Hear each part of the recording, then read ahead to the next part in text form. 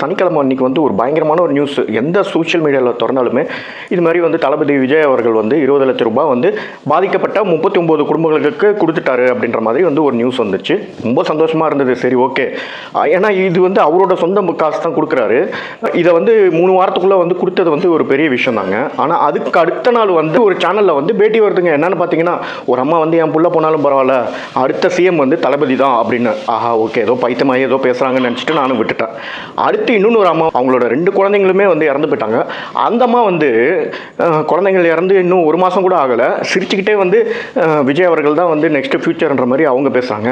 அதுக்கப்புறம் வந்து பார்த்தீங்கன்னா ஒரு அம்மா வருது. அந்த அம்மாவுக்கு வந்து பேச தெரியுமா தெரியாதா அப்படின்றது கூட நம்மளுக்கு தெரியல.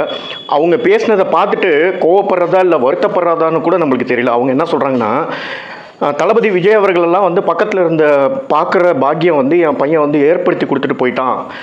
இதில் வந்து எங்களுக்கு வந்து ஒரே ஒரு இது என்னென்னா, அவரை பார்க்குறதுக்காக நாங்கள் வந்து என் பையனை வந்து இழந்துட்டோம் அப்படின்ற மாதிரி வந்து ஒன்று பேசியிருக்காங்க. உண்மையிலே அந்த அம்மா வந்து சுயநினைவோடு தான் பேசினாங்களா இல்லையா அப்படின்றது தான் வந்து அந்த நேரத்துக்கு வந்து எனக்கு தோணுச்சு. எனக்கு என்னமோ இதெல்லாம் வந்து வேணும்ட்டே வந்து, ஏன்னா தளபதி விஜய்க்கு வந்து ஆல்ரெடி வந்து பயங்கரமான ஒரு ஏஜென்சி இருக்குது. அவங்க வந்து இல்லாதும் போலாதுமே மற்ற ஆக்டர்ஸ் எந்த படம் வந்தாலுமே வந்து நெகட்டிவிட்டி ஸ்ப்ரெட் பண்ணுறதுக்கு ஒரு 300-400 பேர் வந்து வெர்ச்சுவல் வாரியர்ஸ், இப்போல்லாம் அவங்க தான் வந்து வெர்ச்சுவல் வாரியர்ஸ்.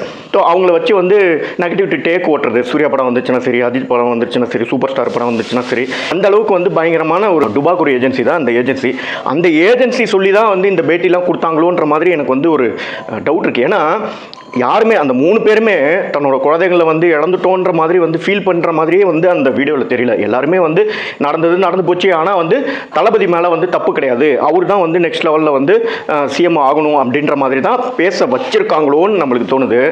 இதுக்கு பேர் என்ன தெரியுமா? விஜய் சேதுபதி ஒரு படத்தை கேட்பார்ல, அந்த மாதிரி இதுக்கு பேர் வந்து எச்சத்தனம். ஒரு 41 குடும்பத்தில் நடந்த மரணத்தை வச்சு வந்து பாலிடிக்ஸ் ப்ளே பண்ணுறீங்கன்னா இது வந்து ஒரு சரியான பாதையாக இருக்காது தாவேக்காக்கு. உண்மையிலே ஏற்கனவே வந்து 24வது நாளுங்க இன்னைக்கு விஜய் அவர்கள் வந்து பனையூருக்கு வந்து திரும்பி போய் பூந்துக்கிட்டு இன்னி வரைக்குமே வந்து வெளியில் வந்து எதுவுமே பண்ணலை, யாரையுமே மீட் பண்ணல. இந்த கரூர் ட்ராஜடி பற்றி அந்த ஒரு வீடியோ தவிர்த்து வேற எதுவுமே செய்யலைன்றது தான் வந்து ஒரு உண்மைங்க. அதுவே வந்து இவர் எப்படி இந்த அரசியல் நகர்வுகளை எடுத்துகிட்டு போக போகிறாருன்ற மாதிரி அவர் மேலே இப்போ வந்து டவுட் வருது. ஏன்னா doing politics is not opposing the opposite party, கரெக்டுங்களா? இவங்க வெறும் இதுதான் பண்ணுறாங்க.